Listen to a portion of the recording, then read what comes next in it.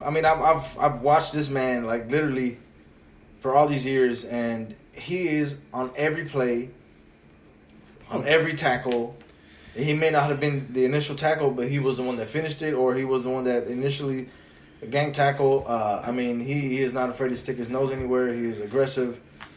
This is what I learned from Puerto Ricans. Okay, he is a rotary engine, and everybody else has a 4-cylinder with a turbo. Well, 6-cylinder in line. I mean, it's amazing what he does. He's extremely important to the team, which is why he's still on there, because you can't deny effort and talent. No, I mean, here's the thing, right? And even the last 3-4 seasons, every time we needed a big defensive play, it wasn't the quote-unquote stars that were making it. It was Kiko. Yeah, whether it be a stop. Remember when he stopped Colin Kaepernick 3 years ago or 2 years ago? Or the pick six we needed against the Patriots a few years ago. It was, to me, it's like, I love him on our team. I know he's not going to make those numbers, but I think he's one of those players that he's a player's player. He's like, yeah, he's not going to crazy fill up the stat board, but he's going to lead the team. But he does, though. He fills up the tackle stats board, and as a middle linebacker, that's what you want. But, like, I think he was, like, second or third in team tackles, but as a middle linebacker, that's okay. Yeah. Because, let's be honest, you're getting blown up most of the time. You either got to fill the gap, you got to hit the fullback, you got to hit, or I guess the center. In this point, I love that guy. Like, I want to get his jersey, but every time I try to find it, it's never available. I'm sorry, bro. To continue on Miami and football, there is an event that happens, at least according to history, every 6 to 8 years. Did we miss something? We're moving on to our second segment. Did we miss something? No, just making sure. Making sure, but we're moving on to our second segment. Bro. Your face, I was like, what? We're moving on to our second segment. All right, before we get started, if you do not like Florida football, you may turn off the podcast now. Well, bro, could you be a little bit more specific with that? Because when people hear Florida, they think Gators. If you do not like the state of Florida, not Florida State football, the actual state, the state of Florida, as in the entirety from Pensacola to Miami. Right. Okay? If you don't like the state of Florida or its football, let it be UF, UM, FSU, UCF, USF.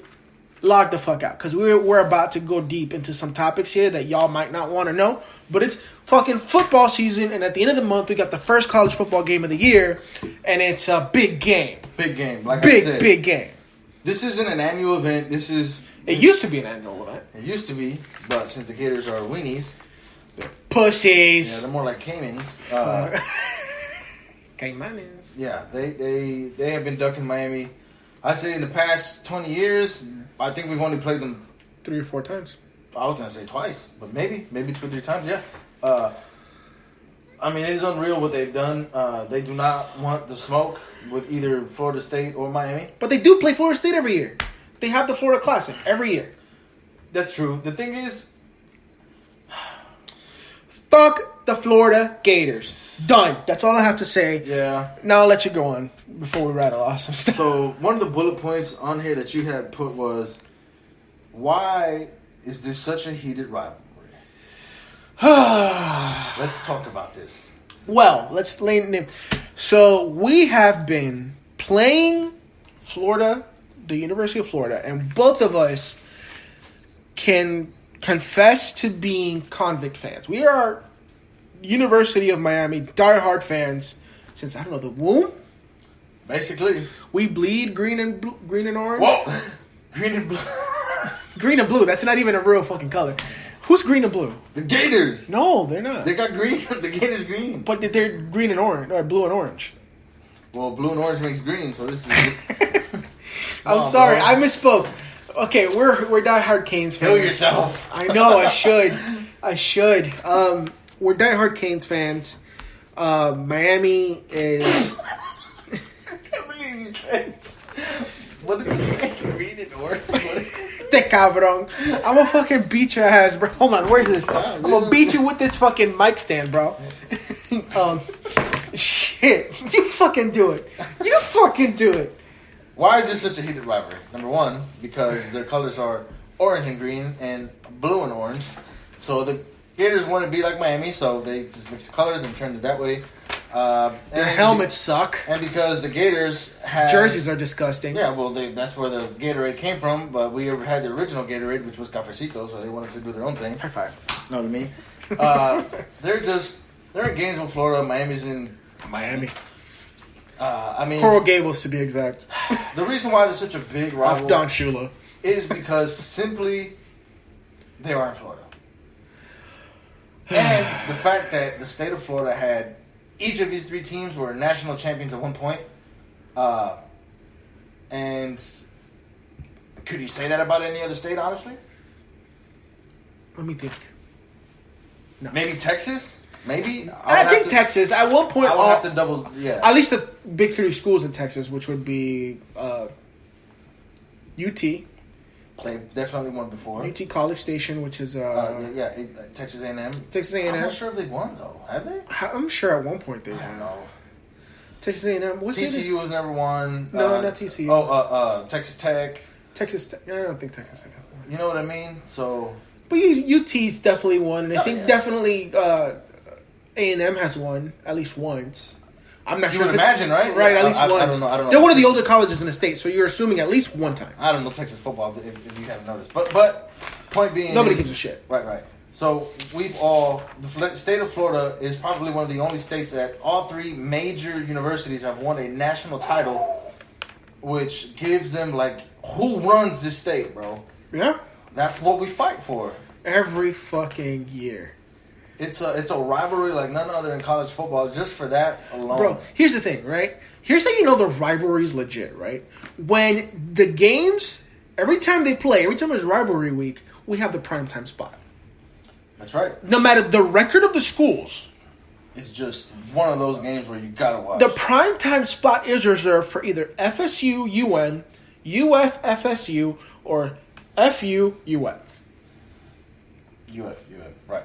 I mean, you're absolutely right. I mean, obviously, every week there's a game of the week. They get primetime. You get the other schools like Michigan and Ohio, but that's a rivalry that goes back to so long. But then again, so does Miami. Yeah. I mean, we were reading up, and we've been playing each other since 1944. 44? Yeah, we were playing each other annually since 1944 to 1987. Currently, Miami leads the series 29 to 26. Bro, that's 40 years of hatred. It's ridiculous. And it's a tight freaking... If you think about it, that's a tight game. If it was a long-ass game. 29 to 26? Well, so the record's, 55 games, and we're up by 2 games or something like that as far as the series? Yeah. And then, the last time we played them was back in 2013, 6 years ago. Wow. And Miami won that 21 to 16. I think it was in comeback fashion as well. I remember that game. Fuck that game, because I almost beat the person I was at the bar with. So... but here's the deal, right? You were talking about that the game, it used to be called what? What was the trophy? It was called the Seminole War Canoe Trophy. Because fucking the Seminoles run Florida. I'm talking the Seminole Indians, not right. FSU. Right. Slow down. And even then, the Seminoles don't run Florida anymore. It's more like Disney runs Florida. Correct. So now, what they call it is called the Florida Cup. What is the Florida Cup? So the Florida Cup is, it's just self-explanatory. Basically, it's a from what we was reading was that it's a round robin style. Basically, all three teams have to play against each other in order for this trophy to be distributed to the winner of the three. The Gators only play the Hurricanes every 6 to 8 years. Okay. When was the last time that Miami played? So that means they must have signed a contract to agree to play each other every season for the next foreseeable future. I guess Florida State has it right now because Miami lost to Florida State in 2013, but we beat Gators. But Florida State beat Gators and Miami. Wait, what? I don't know. I didn't keep Florida up. State has it. I didn't keep up last season after we lost to Florida State because as soon as we lose that game, I lose interest in the season. Not me. I know you don't, but it does affect me for more than 1 week at a time. I get depressed. It's horrible because I freaking hate. I get There's depressed. no other rivalry like Florida State and Miami though. There isn't, and I can't wait for that. That's going to be later in the year, by the way, so it's good. We're gonna be more settled in, and we're not gonna get thrown in the smoke. 4th week in the season. Well, you're good. Did I just ruin something? I don't know. No, you're fine. You're fine. Okay.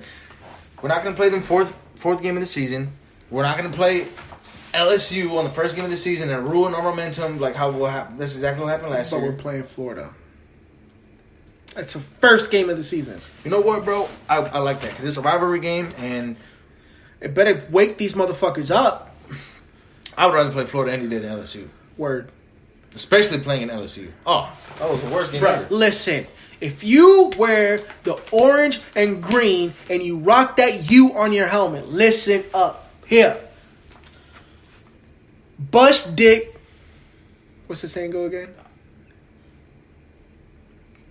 Fuck that crackhead. I know what it is. Kill a motherfucker. I'm trying not to have her. It's bust dick, talk shit, hit stick. You heard him. That's right. That's our motto, bro. Bust dick. Talk crap.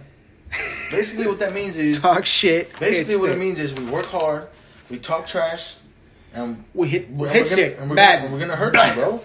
Like that's just Miami football. Listen. Look, I know Kellen Winslow has been in the news because of all his crap and stuff outside of the field after he retired.